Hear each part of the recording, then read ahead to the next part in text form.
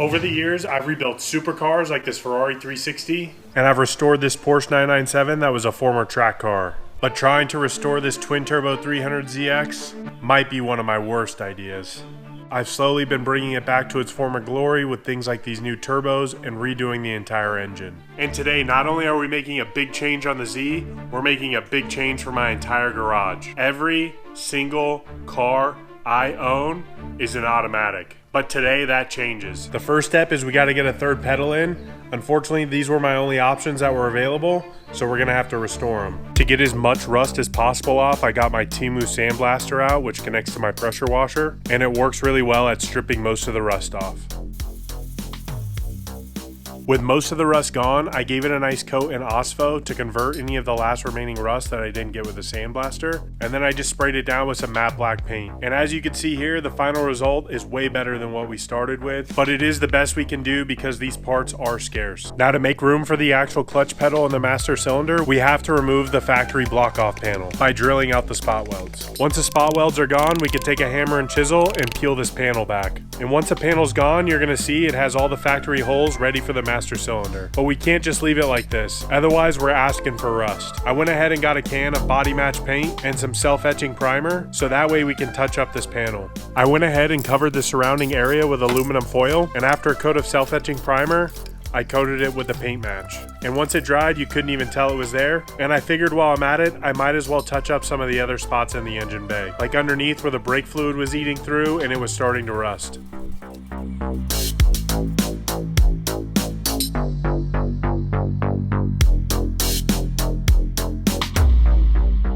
With everything ready for the clutch pedal, we can finally disassemble the interior so we can get to installing it. This is part of the project that I was least looking forward to just because I do not like spending my time underneath the dashboard of an old car. And after wrestling with the brake pedal for over an hour, I decided I was just going to cut the one I had instead of installing the manual one. And as you can see, it turned out pretty good. You wouldn't be able to tell that this isn't factory. I picked up this clutch master cylinder from AutoZone. It's actually FTE in a Duralast bag, so I'm trusting it. And then the clutch pedal went in pretty easily, and so did the master cylinder. And now we just run our one-piece braided clutch line down to where the slave cylinder is going to be and push it out of the way until we get the transmission in.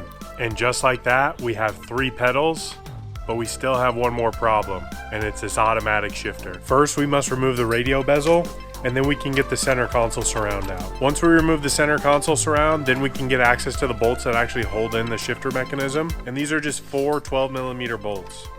Once those bolts are removed, we can remove the entire mechanism, and this thing is ready for a manual transmission.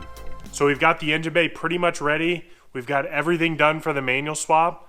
Now the only things left are a couple of things on the engine. First, we need to address the plenum. It's pretty gross right now, and we have a few deletes that we need to address before we get it back in the car because it's just going to be a lot easier. And then we've got some race car parts that we're going to put on this while we have the access with the engine out of the car. And then we've got to pull it off the stand and get the rear main seal and the clutch on there. So let's start with this plenum. The first thing I did was I removed the throttle bodies, the air idle control valve, and the throttle position sensor. Once I had that all off, I got my pressure washer out and gave it a good soak down, and I started to scrub it with a little bit of Aluma-Bright.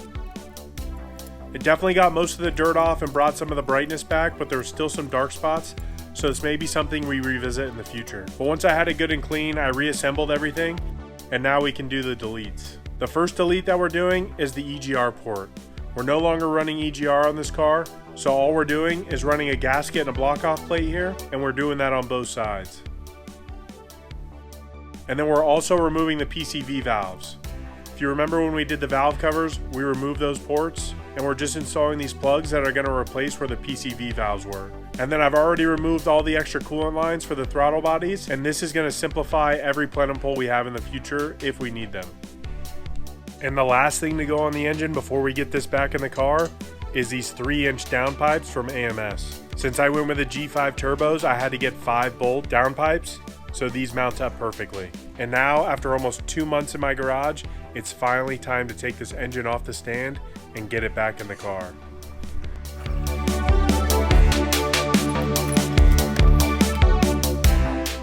And just seeing this thing complete in the sun on the stand is such a dream come true.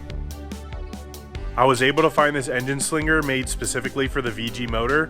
It's making it a lot easier to get this on the hoist, instead of running chains through the runners of the intake. And conveniently, it also came with the right length bolts.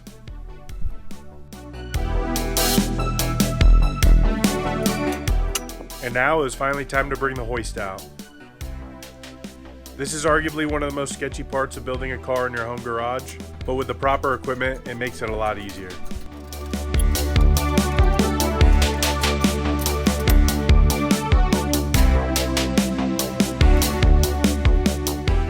Now with the engine up on the hoist, we have access to the back of the engine so we can install the rear main seal. And of course, like many other projects on this car, I ended up having to do this twice. When I was tapping it in, I ended up seating it all the way down like I've done in previous cars, but in this one, you just want it flush with the back of the housing. So I jumped back in my truck, took a trip all the way back to Concept Z, got another seal, and then I just sank a drywall screw in the old one to pull it out and reinstall the new one. Now this next part I had already been warned was gonna suck, and that's taking out the automatic transmission pilot bushing. Since we are doing the manual swap, we have to change out the pilot bushing, and everybody's got their own trick, but what I did was I ground down the teeth on this pilot bushing puller, and it came out pretty easily.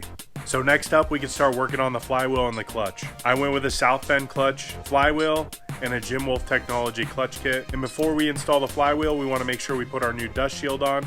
These are different between automatic and manual transmission, so I had to order a new one. And then I'm also using different bolts. The bolts on the manual transmission are going to be longer than the automatic ones. And in keeping the theme of this project, I ended up having to take off the flywheel because I had the dust shield on backwards. So I flipped it around and got the flywheel back on, and now we can get to the actual clutch. This is actually my first time ever installing a clutch, so I used the alignment tool that came with the clutch. And here we have it, a fully refreshed and converted VG twin turbo motor. Now it's time to get it back in its home. There's no real easy way to go about this, doing it by yourself.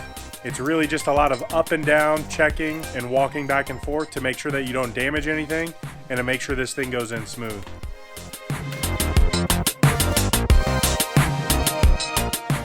As you can see, I drop it down, I lift it back up, I drop it back down, and I check in between all of those different stages. This is just the engine drop dance.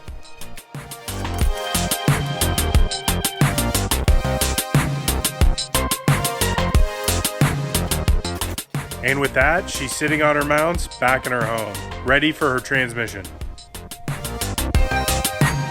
In an ideal world, we would jump right into getting all the stuff connected that we needed to start this thing.